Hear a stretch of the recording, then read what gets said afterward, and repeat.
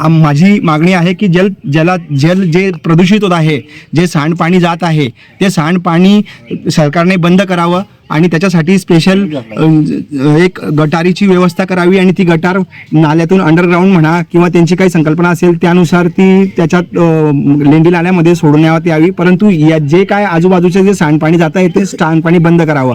आणि आपण जर पाहिलं तर त्या साईडला, बाजूच्या साईडला, पूर्वेच्या दिशेला तिकडे जलपर्णी इतक्या स्वरूपात वाढलेली आहे आणि जलपर्णी तेव्हाच वाढते की जेव्हा तिला इतर पाण्याचा म्हणजे घाणेरड्या पाण्याचा त्याच्यात संपर्क होतो. आणि जलपर्णी ही नेहमी तुम्हाला हिरवीच दिसेल. कारण की ती हिरवी का? कारण की ती पाणी शोषत असते, त्याला पाणी मिळत असतं आणि त्याच्यातले जीवजंतू ही नाश करत असते. तर माझी आपल्याला विनंती आहे की शासनाने या कामाकडे लवकरात लवकर लक्ष देऊन हा प्रश्न सॉल्व्ह करावा. आणि हा जो ऐतिहासिक तलाव आहे की ज्या ऐतिहासिक तलावाचा आपण अगोदर पाणी प्यायचो, माझे जे पूर्वज आहे, माझे जे आई वडील आहेत ते मला सांगतात, जे जुने लोक आहेत ते सांगतात की जेव्हा पाण्याची सुविधा नव्हती तेव्हा हा तलाव या लोकांची पाण्याची तृष्णा भागवायचा आणि आज तलावाला आपलं पाणी पेत नाही म्हणून आपण त्याला डावलून द्यायचं, हा चुकीचा विषय आहे. शासनाने लवकरात लवकर निधी मंजूर झालेला आहे, असं नाही की निधी मंजूर झालेला नाही आहे. आणि माझ्याकडून माझा बार संघ आहे, राजेश गवई सर आहेत, अध्यक्ष साहेब आहेत, सागर चित्रे साहेब आहेत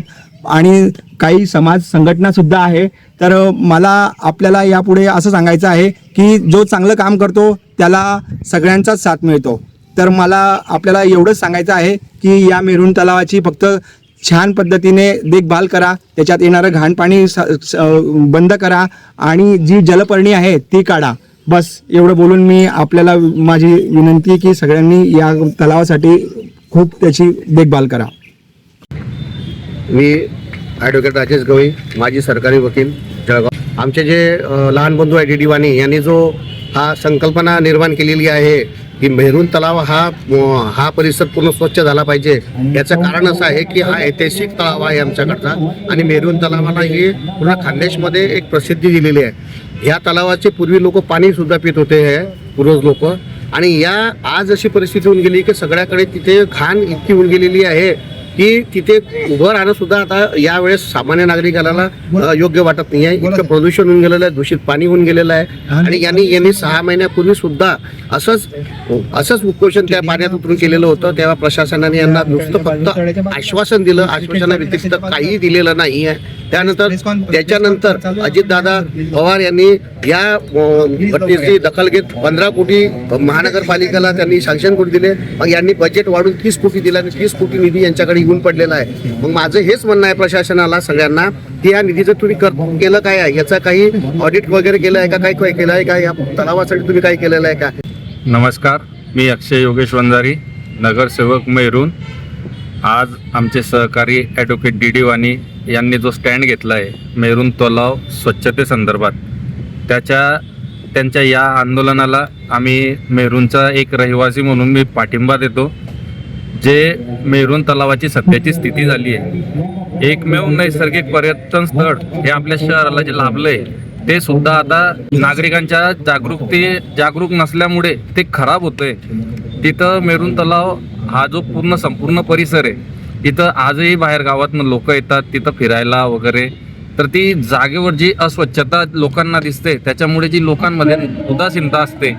त्याच्यानंतर दुसरा जो भाग आहे की तिथं सांडपाण्याचा खूप मोठा प्रश्न आहे की जो तलावात सोडला जातो. तर प्रशासनाने याची देखील लवकरात लवकर काहीतरी मार्ग काढावा. STP प्लॅन शिवाय कुठल्याही बांधकामाला यांनी आता जर परमिशन दिली तर तिथं आम्ही कुठलंही एक बांधकाम होऊ देणार नाही. याची आम्ही वैयक्तिक जबाबदारी सर्वात आधी आपण स्वतःवरून सुरू केलं पाहिजे. ज्या प्रकारे मी मेरूनचा रहिवासी एक नगरसेवक म्हणून आलो, तसं सर्व मेरूनच्या नगरसेवकांना मी आवाहन करेल की त्यांनी ॲडव्होकेट डी वाणी यांच्या आंदोलनाला पाठिंबा दिला पाहिजे. ही आपली जबाबदारी आहे. आणि दुसरा विषय सर्वात महत्त्वाचा म्हणजे की BBG जी कंपनी आहे, जिला जळगाव शहरात स्वच्छतेचा टेंडर दिलं आहे, ह्या BBG कंपनी नेमकी झोपा काढते की काहीतरी मुद्दाम्यांचं काळोगोरं चालू आहे, ही कोणत्या लोकांच्या सांगण्यावरून कामं करतायत याचा देखील पाठपुरावा लवकरच घेतला जाणार आहे. की जेणेकरून मागच्या नाशिकला देखील हीच BBG कंपनी काम करते आणि त्यांनी ज्या प्रकारे गोदाकाठची साफसफाई केली तशी मेरून परिसराची साफसफाई करायला यांना काय अडचण येते नेमकी की तिथं माणसं राहतात ना आमच्या मेरून तलावाच्या परिसरात प्राणी राहतात असला काही प्रकार असेल तर त्यांनी आम्हाला क्लिअर करून दिला पाहिजे. सर्वात आधी तर हा एक मुद्दा आहे.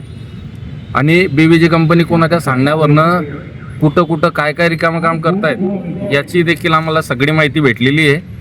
दुसरा विषय असा आहे की त्या जलपर्णी जी काढली गेली पाण्यातनं, ही पहिला मुद्दा तर नाथ फाउंडेशनची लोक होती, ही ज्यांनी तिथे स्वच्छता केली आहे, ज्यांनी फक्त गाड्या पाठवल्या आणि त्याचे वजन करून हे बिलं टाकायच्या ह्याच्यात दिले. तर आम्ही त्याचा देखील पूर्ण पाठपुरावा करतोय की हे बिलं कशी टाकतात आणि ही संपूर्ण माहिती आम्ही लवकरात लवकर आयुक्तांसमोर आणून याचं मीडियासमोर आणून याचं आम्ही भांडाफोड लवकरच करणार.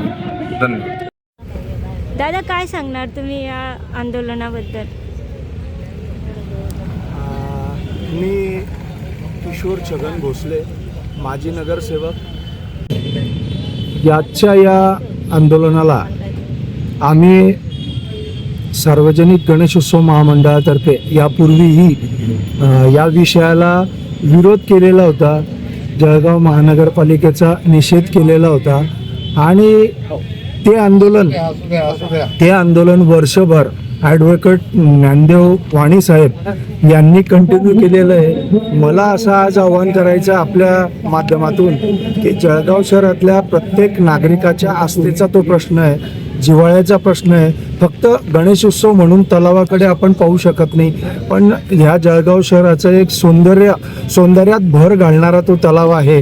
त्याच्याकरता या आंदोलनाला जास्तीत जास्त सार्वजनिक गणेशोत्सव महामंडळाने सुरू केलेला जो विषय होता विरोधाचा, तो वाणी साहेबांनी सातत्य राखलेलं आहे आणि यापुढे त्यांच्या आंदोलनात जळगावकर नागरिक सहभागी होतील अशी मी अपेक्षा करतो.